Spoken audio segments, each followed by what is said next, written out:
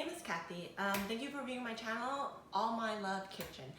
I started this channel to show people how to make simple things that I make around the house for my family and friends that I think are good and people will enjoy.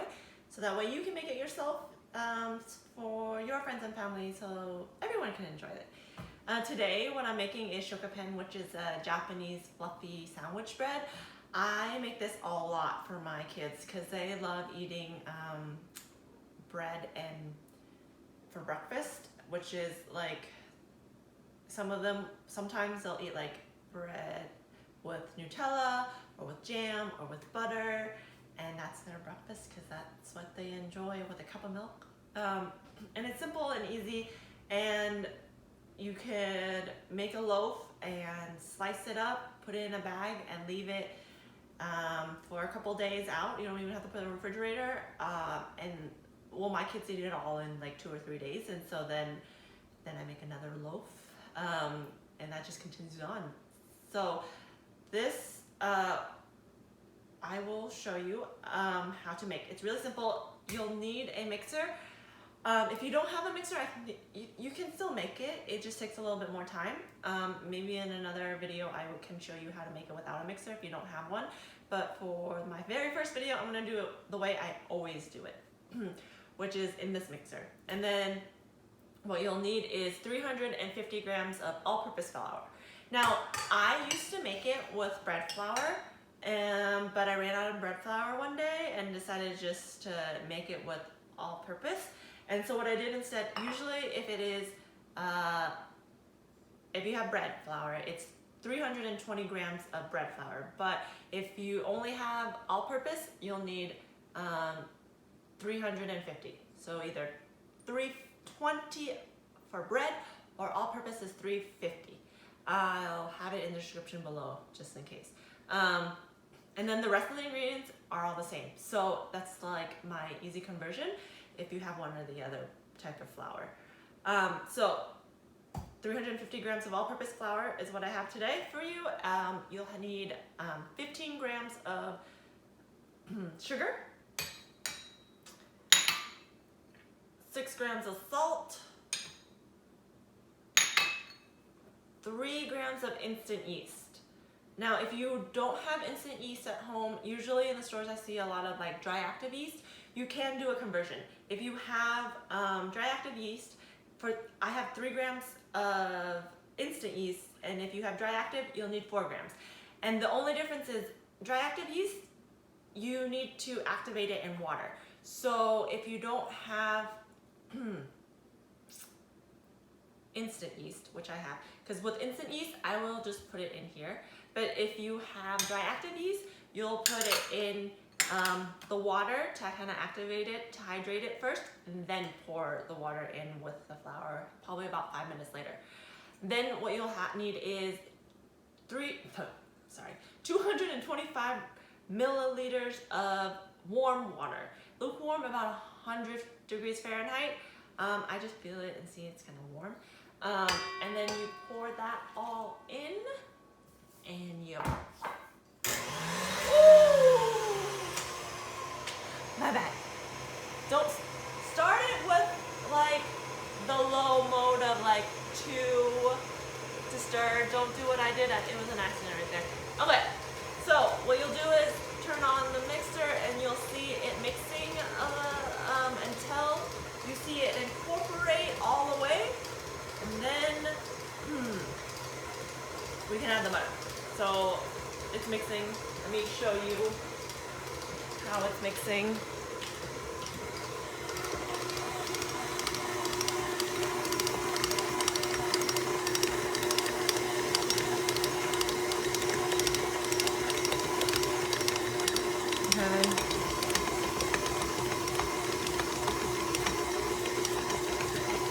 Alright, when you see kind of like it becomes a lump like that, we can add the last ingredient, which is butter, which I left at room temperature, 20 grams of soft butter. Okay, I'm going to turn this wrong direction. I'm used to having it look at me. Okay, let's add the 20 grams of soft butter, like that. All right, and then let's put this mixer back on and just slowly turn it on.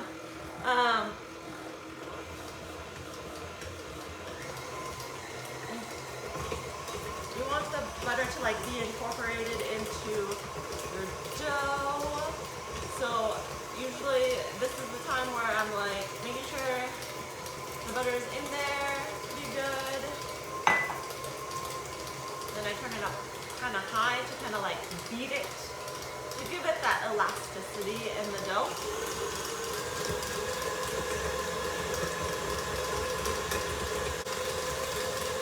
And give it a couple minutes. Because it's like, if you were doing my hand, you'd be like kneading this, and this kind of helps it a little, so you don't have to do that. So one thing I should say, so when you first put in the butter, you'll see that it's not like incorporating very quickly. It's kind of taking time. The butter's kind of spread on the bowl, and that's perfectly normal. But you keep on like running the mixer until you see that it is no longer like wet.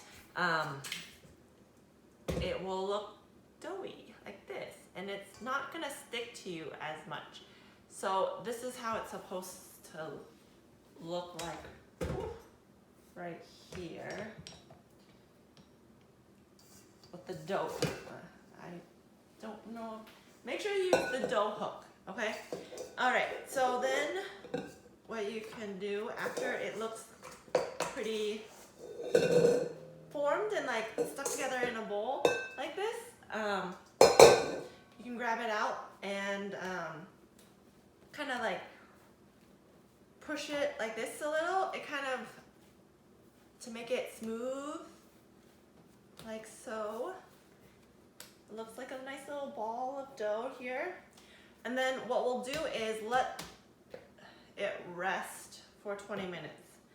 I just put a saran wrap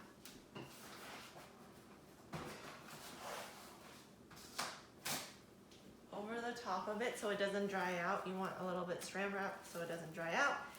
And then let it sit for 20 minutes and we'll go to the next step. So we'll be back in 20 minutes. Hi. So after 20 minutes, your dough is rested. What you'll do is you'll get another bowl and kind of like grease it. Spray it a little so that way the dough doesn't stick to the bowl. And you will do a quick, like fold it. I just fold it like so, kind of bring it in like that. It's kind of like a punch and fold. You still have your dough like this, like so. You put it in your bowl, and then that's all greased. And then grab this. I use the same saran wrap that I was doing that with, and cover it. And now all you do is wait for it to dough in size. The lovely, you know, the waiting time. So usually what I will do is depends on where you live. If you live in a place that is warm, then you can just leave it out without a problem. If you happen to be in a place that's a little drafty and cold, I would just put it in the oven. Don't turn the oven on by all means. Just put it in the oven, turn on your oven light, kind of warm that oven, but not heat it up at all. It just gives it a little heat in there, kind of a proofing temperature. Then you can let it sit in there for about an hour and a half, so it doubles in size.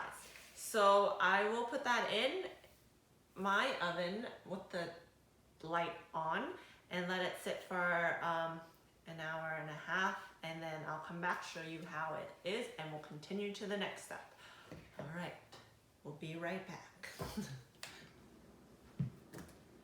Hi, so it's been a little over an hour and a half, and the dough has doubled in size.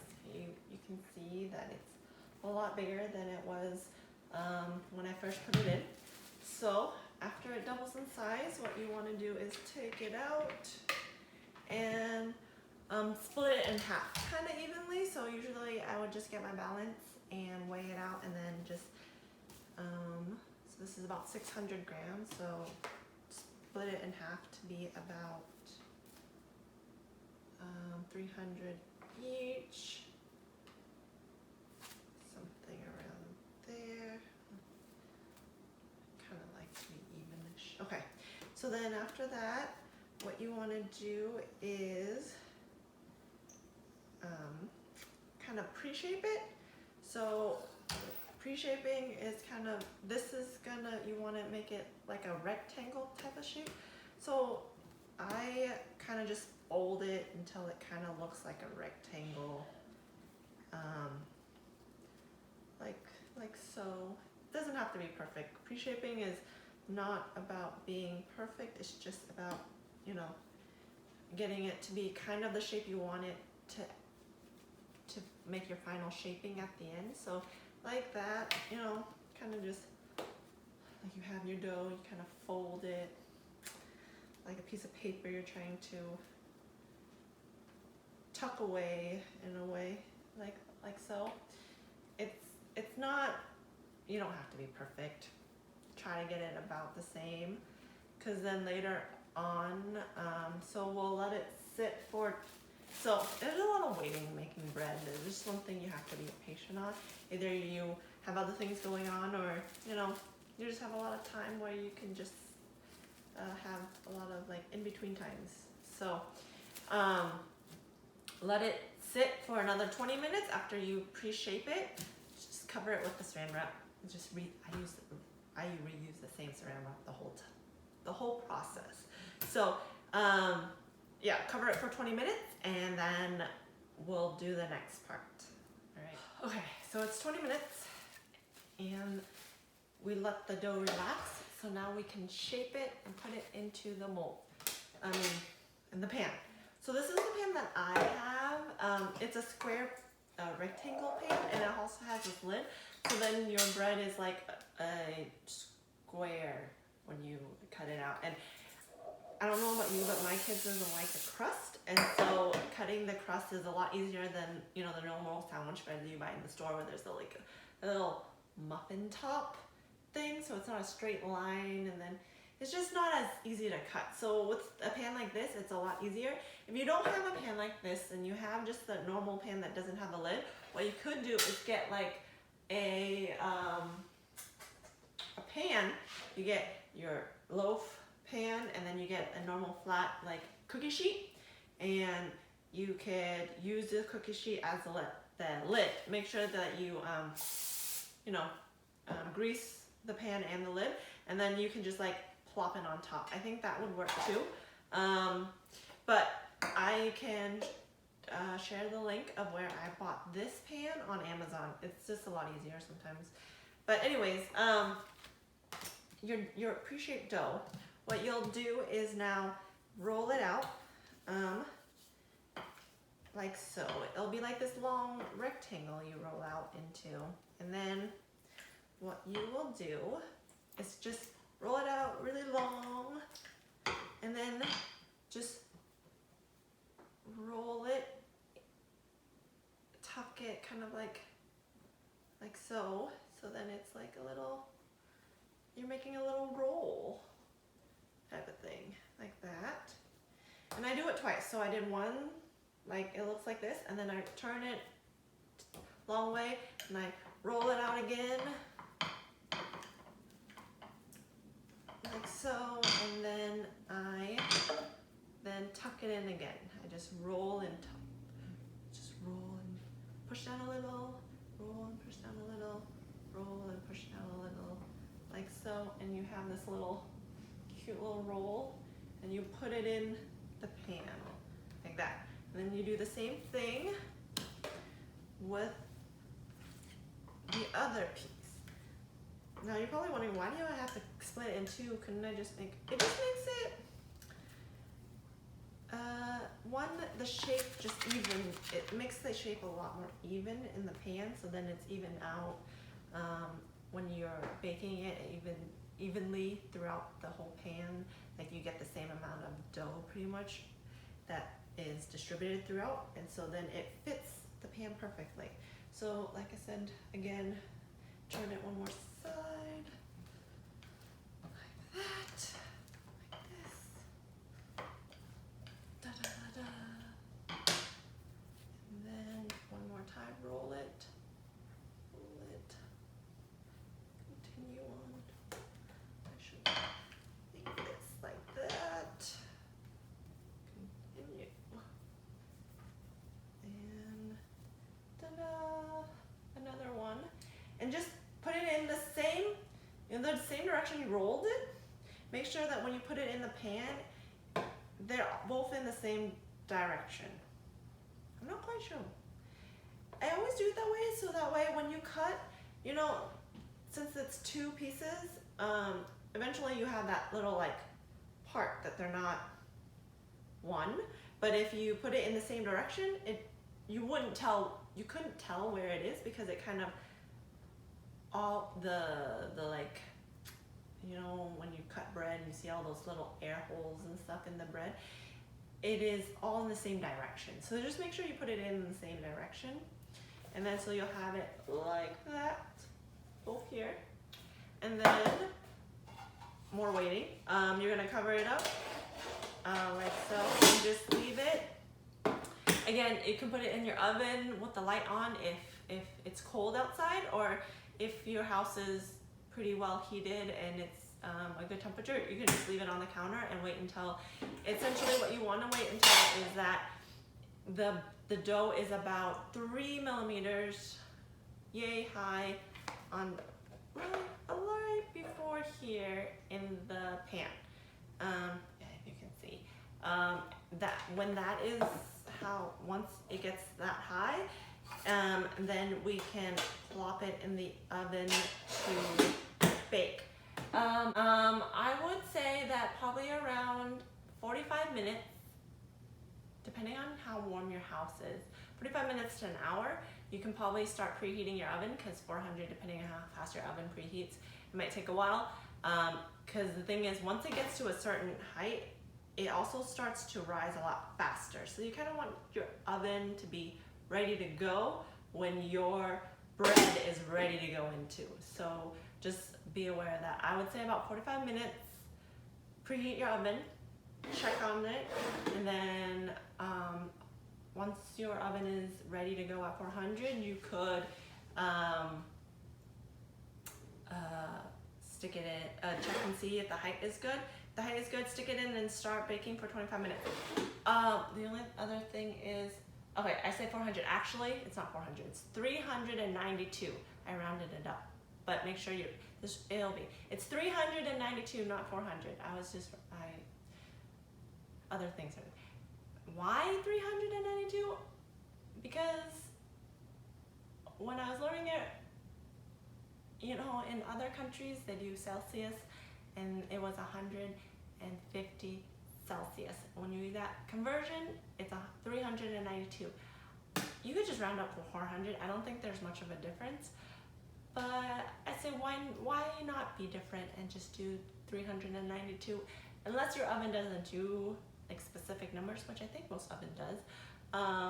Nowadays, you could just go up to 400, but if you can, just 392. No? All right, so now waiting again. Sorry, it's a waiting game. Bread needs patience. All right, we're back when the bread is ready to put in the oven. So this is what I want to show you. Here's how it looks after it's done proofing. So it's really close to the edge, not quite where it's gonna stick to the lid, but very close, about 3 millimeters away.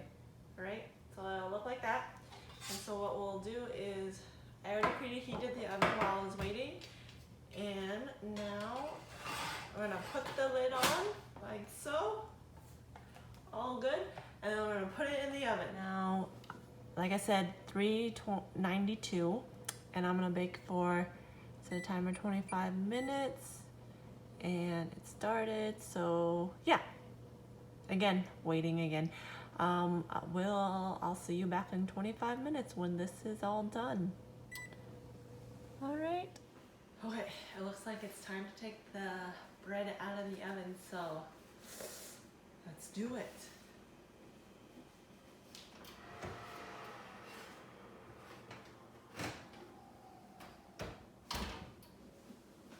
So here's, make sure you have gloves, you know, don't burn yourself. Here's the bread. Get it. Oh, if you have a wide rack to kind of cool it down, that would be perfect. But then here's how it looks out of the oven. It's nice and rectangular shape. Let it sit there and cool for a while, and then cut it. Usually you don't want to cut it right away because it still needs a little time, but for the sake of this video I will cut it so you can see how it looks on the inside. Okay, so here we go. I wish you guys can smell it. It smells so good. I love the smell of freshly baked bread. Oh.